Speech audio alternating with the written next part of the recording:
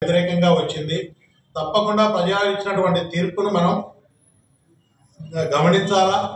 ప్రజా తీర్పును గౌరవించి ఇంకా భవిష్యత్తులో వైఎస్ఆర్సీపీ పార్టీ నాయకత్వంలో, జగన్మోహన్ రెడ్డి గారి నాయకత్వంలో ఇంకా ఏ విధంగా మనకు ఉన్నటువంటి లోపాలు కానీ ప్రజలకు ఇంకా మెరుగైన పరిపాలన అన్ని సంయమనంతో పాటించాలని చెప్పి వైఎస్ఆర్సీపీ పార్టీ నాయకులను, కార్యకర్తలను కోరుతా ఉన్నాం. తప్పకుండా మన పార్టీ నాయకుడు కానీ అందరం కూడా కలిసికట్టుగా రాబోయే భవిష్యత్తులో ప్రజల పక్షాన నిలబడి ప్రజల సమస్యల కోసం పోరాటం చేస్తాం. అదేవిధంగా ఏ నాయకుడు, కార్యకర్తలు కూడా అధైర్యపడద్దు, ధైర్యంగా ఉండండి. తప్పకుండా పార్టీ యంత్రాంగం మొత్తం కూడా ఏ నాయకునికి, కార్యకర్తలకు ఇబ్బంది జరిగినా అందరం కూడా అండగా ఉంటాం.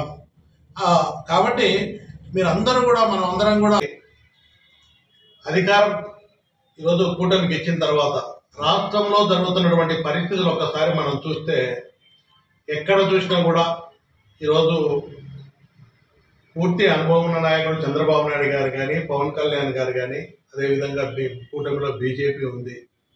మనం చూసాం ఎన్నికల ముందు ప్రచారంలో ఏదో ప్రజాస్వామ్యాన్ని కాపాడడానికి మేము వస్తున్నామని చెప్పి చేసినటువంటి ప్రచారాలు కానీ, ఈరోజు అధికారం వచ్చిన తర్వాత పరిస్థితి చూస్తే చాలా భిన్నంగా నడుస్తుంది రాష్ట్రంలో.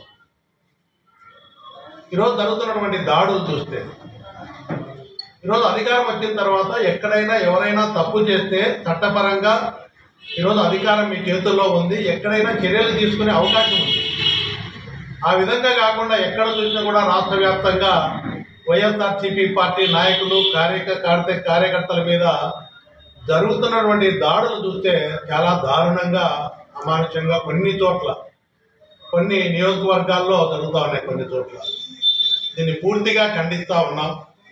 ప్రజాస్వామ్యంలో ప్రజలు ఇచ్చిన తీర్పును గౌరవించి ప్రజాస్వామ్యబద్ధంగా పరిపాలన చేస్తారు అనే ప్రజలందరూ కూడా పట్టం కడితే, అధికారం చేపట్టక ముందు నుంచి కూడా జరుగుతున్నటువంటి పరిస్థితులు చూస్తే లా అండ్ ఆర్డర్ కంట్రోల్ లేకుండా అధికార యంత్రాంగానికి కూడా మనవి చేస్తూ ఉన్నాము.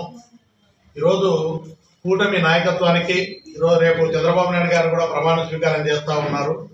ఒక బాధ్యత, అనుభవం ఉన్న నాయకుడు ఈరోజు ఈ విధంగా జరుగుతున్న పరిస్థితులను కట్టడి చేయకుండా చేస్తే ఎక్కడ కూడా ప్రజల ఆగ్రహానికి చట్టాన్ని తమ చేతుల్లోకి తీసుకొని ఎవరు చేసినా కూడా దౌర్జన్యాలు, కక్ష సాధింపు చర్యలు ఎక్కడ జరిగినా కూడా తప్పకుండా అది ప్రజల్లో వ్యతిరేకత వస్తుంది.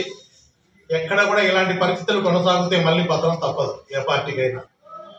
కాబట్టి ఇచ్చిన గౌరవాన్ని, ప్రజలు ఇచ్చినటువంటి అధికారాన్ని మనస్ఫూర్తిగా మేము కూడా అందరం కూడా గౌరవిస్తూ ఉన్నాం. ప్రజలు తీర్పు ఇచ్చినారు. ఆ రోజు మీకు మోడీని తిట్టి ఆ రోజు పోరాటం చేస్తారు, ప్రయత్నం చేశారు. ఈరోజు మీరు లేకపోతే కేంద్రంలో గవర్నమెంట్ నిలబడలేని పరిస్థితుల్లో మీ చేతిలో ప్రజలు ఒక అవకాశాన్ని, మంచి అవకాశాన్ని ఇచ్చారు.